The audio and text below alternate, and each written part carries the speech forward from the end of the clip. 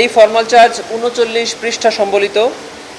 এখানে মোট 4টি ভলিউমে ১৬৭৯ পৃষ্ঠা ২০ জন সাক্ষীর তালিকা আমরা দিয়েছি। অডিও ডকুমেন্টারি 3টি এবং ভিডিও ডকুমেন্ট 6টি। এরকম একটা কম্পাইলেশন আমরা ট্রাইব্যুনালে দাখিল করেছি। আজকে ট্রাইব্যুনাল 2-এ এই ফর্মাল চার্জের উপরে শুনানি হবে। জুলাই গণঅভ্যুত্থান চলাকালে সারা বাংলাদেশে মানবতা বিরোধী অপরাধ সংঘটিত হয়েছে।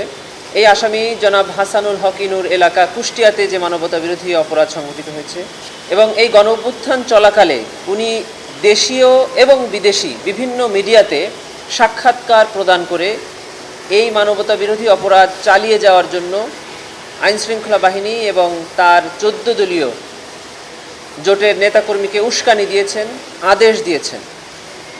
এই অভিযোগগুলো আনা হয়েছে। শুধু তাই নয়, তিনি গত সরকারের প্রভাবশালী একটি শরিক সংগঠন জাসদের প্রধান এবং ওই সরকারের একসময় প্রভাবশালী মন্ত্রী ছিলেন এবং উনি বেশ কয়েকটি 14 দলীয় জোটের বৈঠকে উপস্থিত থেকে এই ছাত্র জনতার উপরে আন্দোলন দমনের নিপীড়ন চালানোর জন্য যে সিদ্ধান্তগুলো গ্রহণ করা হয়েছে সেই বৈঠকে উপস্থিত ছিলেন, সিদ্ধান্ত দিয়েছেন, মতামত দিয়েছেন, ফ্যাসিলিটেট করেছেন, যেগুলো প্রত্যেকটি এই আইনের অধীনে একটি করে অপরাধ। সেই সকল অভিযোগ প্রসিকিউশনের পক্ষ থেকে ট্রাইব্যুনালে দাখিল করা হয়েছে। স্বাস্থ্যকর অল টাইম হানিকম, সব সময় অল টাইম হেলদি লাইফ। এখানে একমাত্র আসামি জনাব হাসানুল হক ইনু। ঘটনাস্থল বাংলাদেশের বিভিন্ন জায়গা, গোটা বাংলাদেশে এখানে ঘটনাস্থল, তার মধ্যে কুষ্টিয়া একটা আছে।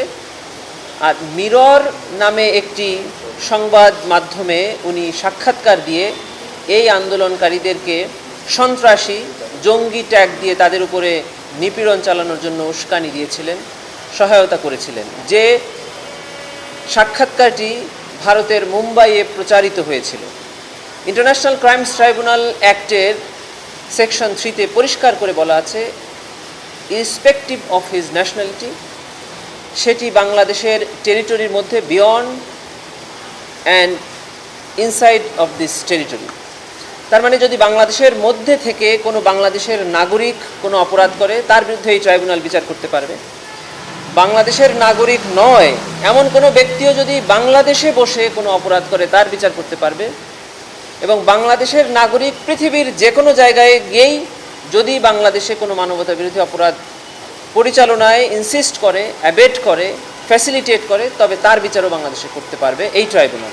সে কারণেই জনাব হাসানুল হক ইনু মুম্বাইয়ে দি মিরর নামে একটা সংবাদে তিনি যে সাক্ষাৎকার দিয়েছেন সেটিও এই ট্রাইব্যুনালের বিচার্য মর্মে প্রসিকিউশন ফর্মাল চার্জে উল্লেখ করেছেন। এটি শেখ হাসিনার সাথে এবং তৎকালীন সরকারের প্রভাবশালী ব্যক্তিদের সাথে তিনি ফ্যাসিলিটেট করে এই বাংলাদেশের টোটাল 1400 মানুষকে হত্যা এবং 25,000 মানুষকে আহত করার অভিযোগই তার বিরুদ্ধে আনা হয়। তার বিরুদ্ধে সুপিরিয়র কমান্ড রেসপন্সিবিলিটির দায় প্রসিকিউশন এনেছে ট্রাইব্যুনাল।